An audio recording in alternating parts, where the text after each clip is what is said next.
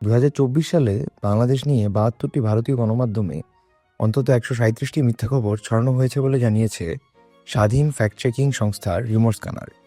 সংস্থার সাম্প্রতিক প্রতিবেদনে উঠে এসেছে, ভারতীয় গণমাধ্যম ও সামাজিক যোগাযোগ মাধ্যম থেকে বাংলাদেশ বিষয়ক ১৪৮টি ভুয়া তথ্য প্রকাশ করা হয়েছে। এর মধ্যে গণমাধ্যমগুলো ৩২টি ভিন্ন বিষয়ে মিথ্যা প্রতিবেদন প্রকাশ করেছে, যা সামাজিক ও আন্তর্জাতিক অঙ্গনে বাংলাদেশের ভাবমূর্তিকে ক্ষতিগ্রস্ত করার চেষ্টা বলে মনে করা হচ্ছে।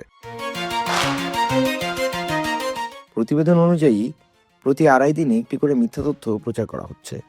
এই ভুয়া তথ্যগুলো অন্তত ২৫ কোটি বার দেখা হয়েছে, যা বাংলাদেশের সামাজিক স্থিতিশীলতা ও আঞ্চলিক নিরাপত্তার জন্য বড় হুমকি সৃষ্টি করছে। ২০২৪ সালের আগস্ট থেকে ডিসেম্বর পর্যন্ত রাজনৈতিক পট পরিবর্তনের সময় এই মিথ্যা তথ্য প্রচারের হার আশঙ্কাজনকভাবে বেড়েছে। বিশেষ করে চিন্ময় কৃষ্ণ দাসের গ্রেপ্তার পরবর্তী সময়ে বাংলাদেশ বিরোধী ৫টি বড় ভুয়া খবর ভারত থেকে ছড়ানো হয়।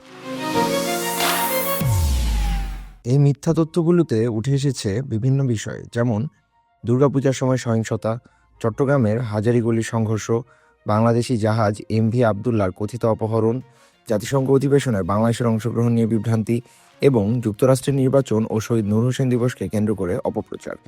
এসব ভুয়া তথ্য রাজনৈতিক উত্তেজনা সৃষ্টি এবং বাংলাদেশের ভিতরে সাম্প্রদায়িক বিভেদ উস্কে দিতে ব্যবহার করা হয়েছে বলে অভিযোগ উঠেছে। ২০২৪ সালের আগস্টে শেখ হাসিনা সরকারের পতনের পর দেশটি রাজনৈতিক অস্থিরতার মধ্যে দিয়ে যাচ্ছে। এই সময়ে ভারতীয় গণমাধ্যম থেকে প্রকাশিত মিথ্যা তথ্য বাংলাদেশে আরও বিভ্রান্তি এবং অস্থিরতা তৈরি করছে। বিশেষজ্ঞরা মনে করছেন, রাজনৈতিক উদ্দেশ্য প্রণোদিত এসব তথ্য উভয় দেশের কূটনৈতিক সম্পর্কের জন্য হুমকি হয়ে দাঁড়িয়েছে। সামাজিক এবং আন্তর্জাতিক পর্যায়ে মিথ্যা তথ্যের এই প্রবাহ বাংলাদেশের ভাবমূর্তিকে নষ্ট করার পাশাপাশি আঞ্চলিক স্থিতিশীলতাকে চ্যালেঞ্জ করছে। বিশেষজ্ঞরা মনে করছেন, তথ্য যাচাইয়ের মাধ্যমে গণমাধ্যম ও সামাজিক যোগাযোগ মাধ্যমের ব্যবহারকারীদেরও আরও দায়িত্বশীল হতে হবে। বাংলাদেশ সরকার এখনও এ বিষয়ে আনুষ্ঠানিকভাবে কোনো মন্তব্য দেয়নি। তবে দুই দেশের মধ্যে তথ্য বিনিময় এবং সমঝোতার মাধ্যমে এই পরিস্থিতি মোকাবেলা করা সম্ভব বলে মনে করা হচ্ছে।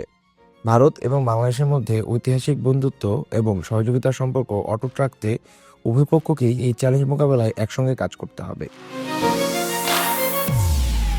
ফারদিন অর্প, ঢাকা ওয়েস্ট।